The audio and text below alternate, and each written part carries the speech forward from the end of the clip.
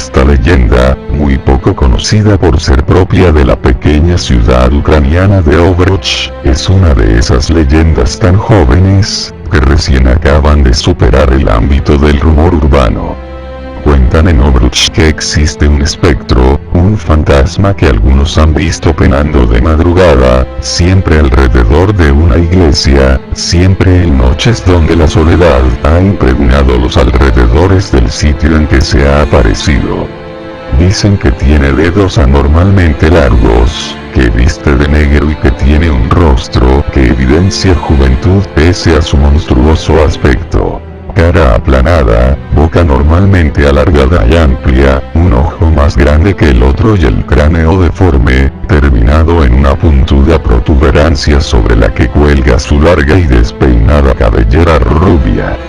Todos los que lo han visto, han relatado que caminaba y caminaba alrededor de la iglesia en que se aparecía, que a veces se detenía, se arrodillaba y lanzaba unos gritos escalofriantes, pues tenía una voz rasposa, grave, pero, sobre todo, empañada por una angustia que hacía pensar en los torturados del infierno, y matizada por algo indescriptible que denotaba un odio salvaje y abismal, difícil de encontrar incluso en la peor escoria criminal. Pero lo más curioso de todo es que jamás ha sido visto antes de la 1 de la madrugada, y que siempre, en todas sus apariciones, no ha habido nadie o prácticamente nadie cerca de la iglesia elegida.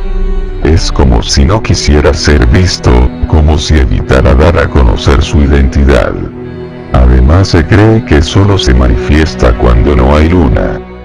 Quienes han tenido el valor de acercarse le han contado que el espectro salía de su abstracción, todos dicen que siempre estaba como absorto en sus pensamientos, que se volteaba, rugía potentemente, se tiraba al suelo delante del testigo, miraba hacia arriba con gesto agonizante, y después de que sus ojos se volvían completamente negros, su cuerpo translúcido se llenaba de fuego y el espectro desaparecía entre alaridos de dolor. Nada cierto se sabe sobre cómo empezó todo. No obstante, no más de 5 años tuvieron que pasar desde el inicio de las apariciones, para que una versión sobre su origen se hiciera conocida y terminase siendo aceptada como real. En 1986, se dio la famosa tragedia de la central nuclear de Chernóbil. Fue el accidente nuclear más grave de la historia. Pripyat y Chernóbil se convirtieron en ciudades fantasmas, 172 pueblos fueron desalojados y unas 90.000 personas tuvieron que ser redistribuidas por toda Ucrania. Se declaró entonces una zona de exclusión, unas zonas con control permanente y otras con control periódico, todo dentro del área afectada por la radiación, área en la cual ciertas localidades, tales como Ovruch, no fueron lo suficientemente afectadas, como para ser desalojadas o sometidas a controles. Inmediatamente después de la tragedia de Chernóbil, unas cuantas familias emigraron a Ovruch en busca de una nueva vida. No obstante, cuentan que a inicios de los 90s, una viuda madre de 5 hijos, llegó tras haber sido expulsada de Pripyat, una ciudad fantasma que fue declarada parte de la zona de exclusión que el gobierno soviético decretó tras el desastre nuclear. En otras palabras, la mujer y sus hijos habían estado viviendo en Pripyat sin que los controles los detectaran, lo cual no es muy difícil de creer teniendo en cuenta que, incluso en la actualidad, existe la leyenda urbana de que en Pripyat vive gente. Según dicen, al llegar a Ovruch la mujer y sus hijos fueron conducidos a la casa de un tío, donde llevaron una vida relativamente normal, hasta lo ocurrido a comienzos de 1996. Solo 2 detalles hacían que su vida no fuera completamente normal. El primero, que nunca se vio salir a la calle al menor de los 5 hijos, únicamente se vio a los otros 4. El segundo, que de vez en cuando se escuchaban gritos de dolor provenientes de la casa.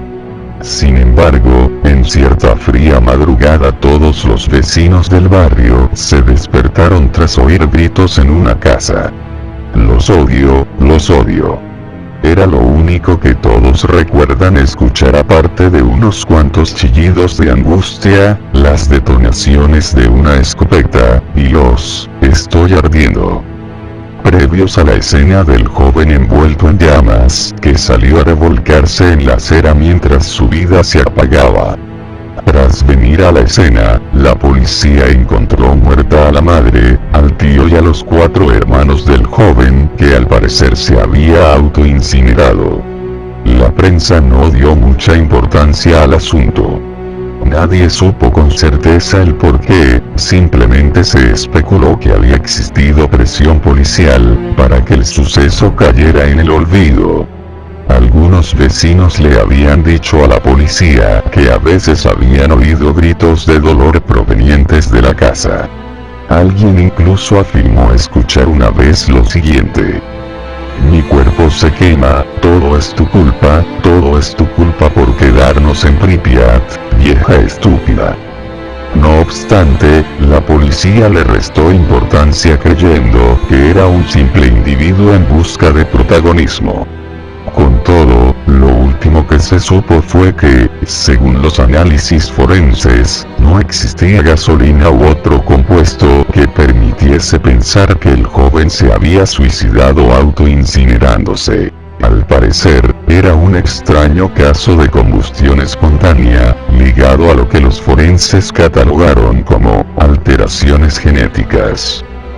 En suma, la versión sobre el origen del espectro dice que él era el mismo joven que sufrió combustión espontánea ese día, que lo monstruoso de su cara se explicaba por alteraciones genéticas que solo él, y no sus hermanos, desarrolló mientras vivió en Pripyat, a espaldas del gobierno soviético, que había matado a su madre porque la culpaba de sus mutaciones y del ardor que sentía en su cuerpo, que mató al resto de la familia porque se sentía rechazado y había acumulado odio, y finalmente, que penaba cerca de iglesias porque estaba lleno de remordimiento y deseaba el perdón divino. Nadie ha explicado de forma suficientemente satisfactoria por qué el espíritu viste de negro. Unos dicen que está pagando el purgatorio en la tierra, y que el atuendo negro le fue otorgado para representar la oscuridad de su alma. Otros, menos fantasiosos, plantean que simplemente vestía de negro antes de quemarse.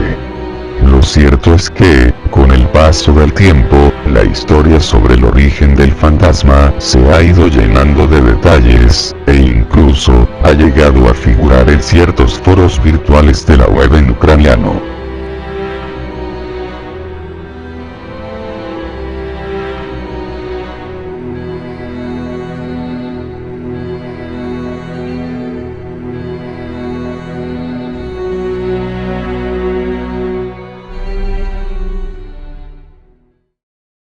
Go to sleep.